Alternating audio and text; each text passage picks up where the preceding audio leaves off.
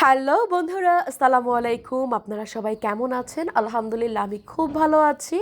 আজকে সকালবেলা ঘুম থেকে উঠে জিমে না যেয়ে চলে আসলাম এয়ারপোর্টে। কেন এসেছি? আজকে আমি যাচ্ছি চিটংয়ে। সকালবেলা ঘুম থেকে উঠে চলে আসলাম এয়ারপোর্টে, ভেবেছিলাম লাউঞ্জে কিছু নাস্তা করব, কিন্তু লাউঞ্জে পা রাখারও জায়গা নেই।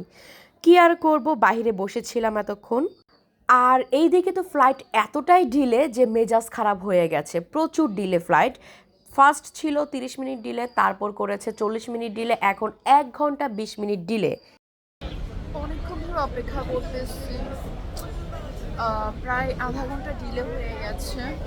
সবাই সিরিয়ালে দাঁড়ানো আছে, এখনো আমাদের ফ্লাইট ঠিক হয় নাই। সিরিয়ালে দাঁড়া করে রাখছে, প্রায় 15 মিনিট হয়ে গেছে। কেমনটা লাগে? ফ্লাইটের টাইম হয়ে যাওয়ার পরেও প্রায় 30 মিনিট লাইনে দাঁড়িয়ে থেকে পরে বলছে যে আপনারা প্লিজ একটু বসেন, আমাদের একটু ডিলে হচ্ছে, চিটাগংয়ের থেকে এখনও ফ্লাইট আসেনি। আমি টিকিট কেটেছিলাম এয়ারএসটাতে, তো আর কি করার, আমি বসেছিলাম। হঠাৎ করে দেখা হয়ে গেল আমাদের নাসরিন আপুর সাথে। আহ, আচ্ছা, আমরা কি না, আমি এয়ারস্টাতে যাচ্ছি। আমি আপনাকে মেসেঞ্জারে দিয়ে দিব। আচ্ছা, আমাদের টাইম নেই, নাসরিন আপু চলে যাচ্ছে। সবাই ভালো থাকবে, নাসরিন আপুর জন্য দোয়া করবেন। আল্লাহ হাফেজ। চট্টগ্রাম থেকে ফ্লাইট ছাড়তে লেট হওয়াতে এইখানে 1 ঘন্টা 20 মিনিট লেট হয়ে গেল। এখন আর কিছু করার নেই, আমরা যাচ্ছি চট্টগ্রামের উদ্দেশ্যে। এখন আমরা বাসে উঠবো, বাসে উঠে তারপর আমরা ফ্লাইটে উঠবো।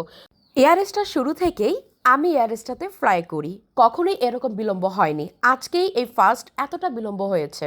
নিশ্চয়ই ওদের টেকনিক্যালি কোনো প্রবলেম ছিল, তা না হলে চিটং থেকে ছাড়তে লেট করেছে। কিছু না কিছু তো হয়েছে। যাই হোক, এখন যেহেতু বাসে উঠে গেছি, এখন আর কোনো টেনশন নেই, ফ্লাইট অবশ্যই আছে। এয়ারপোর্টে ঢুকলেই মনটা ভরে যায় এত বিভিন্ন দেশের বিভিন্ন ফ্লাইট দেখে। যেখানে আছে দুবাই, আমেরিকা, লন্ডন, তারপর সৌদি, অনেক দেশের বিমান আছে। তো ওইসব বিমান দেখে একদমই ইচ্ছা করে না যে এত ছোট বিমানে উঠতে, কিন্তু কিছু করার নেই, আমাদের ডোমেস্টিক ফ্লাইট, আমরা ঢাকা টু চট্টগ্রাম যাচ্ছি। এইখানে তো আমাদেরকে এত বোয়িং বিমান কেউ দেবে না, তাই না? তো আমাদেরকে এইটাতেই উঠতে হবে। আর অবশ্যই ইনশাআল্লাহ আমরা এর চেয়ে বড় বিমানে উঠবো কোনো না কোনো একদিন, যখন আমরা ইন্টারন্যাশনাল ফ্লাইট করব। আর খুব তাড়াতাড়ি আমরা ইন্টারন্যাশনাল ফ্লাইট করব এবং আপনাদেরকে দেখাবো আমরা কোথায় যাচ্ছি, কোন দেশে যাচ্ছি, কি করছি। আলহামদুলিল্লাহ ফ্লাইটে উঠে গেলাম, আর ফ্লাইটে উঠেই আমার তো ভাব বেড়ে যায়। তাই কিছু ভাব দিয়ে পোজ দিয়ে ছবি তুলছি, ভিডিও করছি আর আপনাদেরকে দেখাচ্ছি। ফ্লাইটে উঠলে আমার মনটা সবসময় ভালো থাকে, কিন্তু কপালটা খারাপ থাকে। কেননা আমাকে সবসময় এই পাখার সাইডেই বসতে হয়। অলমোস্ট টাইমে আমি ফ্লাইটে যখন উঠি এই পাখার সামনে আমাকে বসতে হবে। কেন রে ভাই, এছাড়া কি আমার জন্য আর কোনো জায়গা নাই? যাই হোক, আমরা অলরেডি চিটংয়ের কাছাকাছি চলে এসেছি।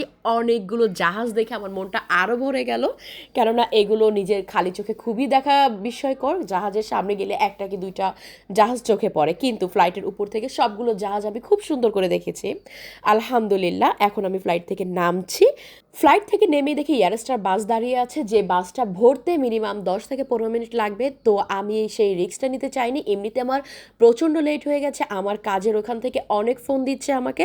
তো আমি পায়ে হেঁটেই এই রোদ্রের মধ্যে চলে গেলাম এয়ারপোর্টের ভেতরে, মানে চিটং এয়ারপোর্টের ভেতরে। ওখান থেকে একটা গাড়ি কিংবা ওভার নিয়ে আমি চলে যাব আমার কাজের গন্তব্যে। আজকে এই পর্যন্ত, সবাই ভালো থাকবেন, টাটা।